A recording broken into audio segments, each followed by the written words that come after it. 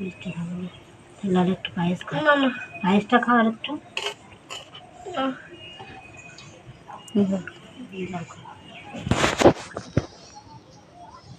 টাকা এদিকে দুইজনাই।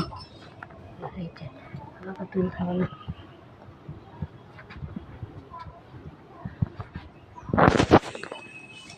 আমারটা কেমন এই থেকে